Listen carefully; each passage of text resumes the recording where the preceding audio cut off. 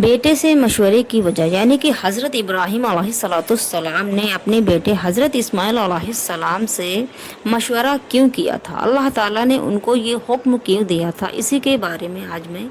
اس video میں بیان کروں گی۔ السلام علیکم دوستوں، جب حضرت ابراہیم علیہ السلام نے اپنے بیٹے کو ذبح کا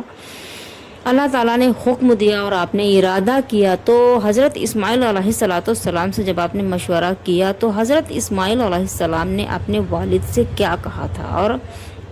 اس مشورے میں کیا بات چیت ہوئی تھی، چلیے آج کے اس ویڈیو میں آپ کو یہی بیان کروں گی۔ اور دوستوں، اگر آپ نئے ہیں، آپ نے میرے چینل کو سبسکرائب نہیں کیا تو آپ میرے چینل کو سبسکرائب کر لیں۔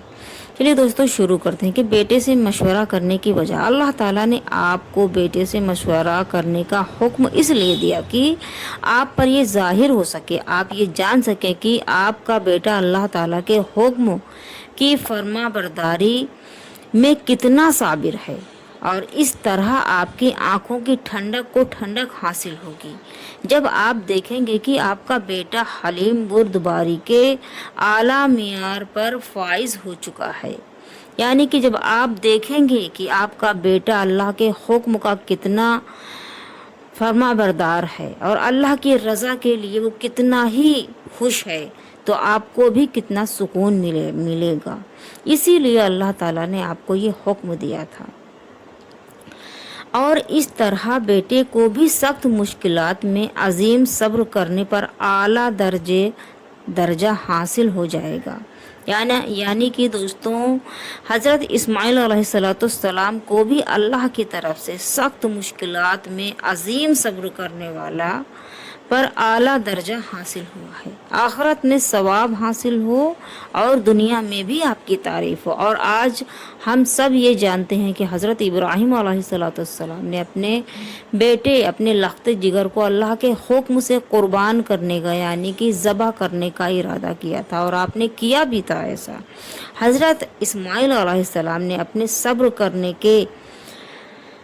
پختہ ارادے کو انشاءاللہ سے ملا کر برکت حاصل کی، یعنی کہ اور اس مسئلے کی طرف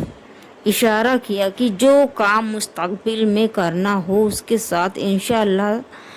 ذکر کیا جائے۔ یعنی کہ دوستوں، حضرت اسماعیل علیہ السلام نے انشاءاللہ تعالیٰ کہا تھا، یعنی ہم کو کوئی بھی کام کرنا ہو تو ہم اس میں انشاءاللہ تعالیٰ کا ذکر کریں۔ یہ حضرت اسماعیل علیہ السلام نے کیا تھا، کیونکہ نیکی کی توفیق اللہ تعالیٰ ہی عطا فرماتا ہے۔ اسی طرح گناہوں سے بچنا بھی اس کے فضائل سے نصیب ہوتا ہے، یعنی کہ اللہ تعالیٰ کے ہی رحم و کرم سے، چاہے گناہ ہو چاہے ثواب ہو، اللہ کے ہی حکم سے بندہ کرتا ہے۔ شہادت مند بیٹے، یعنی کہ جب حضرت ابراہیم علیہ السلام نے اپنے بیٹے سے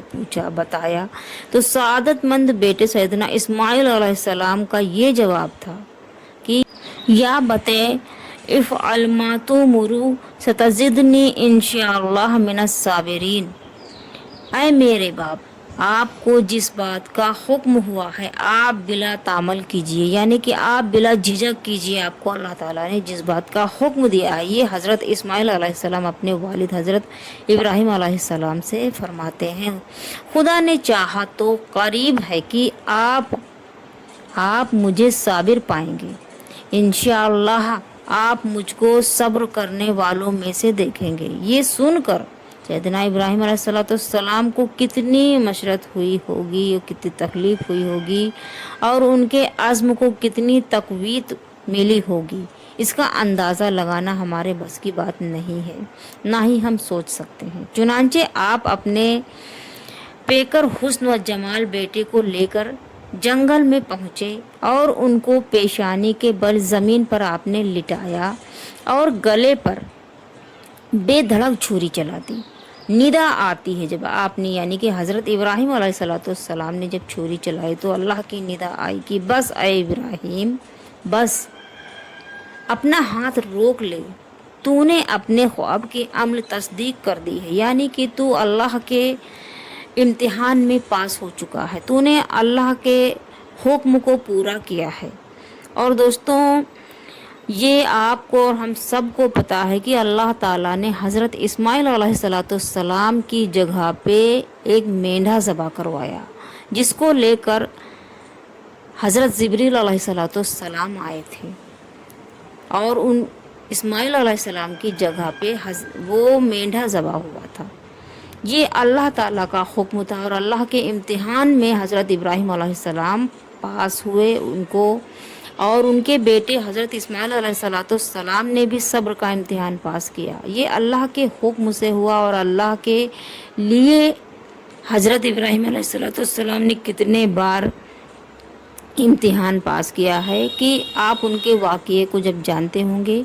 तो ये भी जानते होंगे कि जब हज़रत इब्राहीम अलैहिस्सलाम आग में डाला गया था तो आपने दुआ नहीं की थी बल्कि सब्र किया था अल्लाह की रज़ा के लिए, और अल्लाह ताला ने आपको मुकम्मल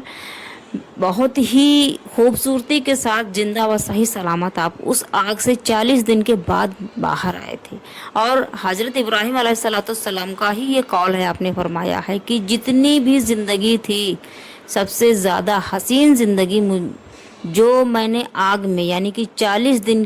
का जो दौर था, 40 दिन जितनी खूबसूरत ज़िंदगी मैंने बिताई उतनी खूबसूरत ज़िंदगी मैंने कभी नहीं बिताई है। तो आपने अल्लाह के हुक्म पर कई बार इम्तिहान पास किए, कई बार इम्तिहान दिया। और दोस्तों, अगर आपको ये मेरी वीडियो पसंद आई हो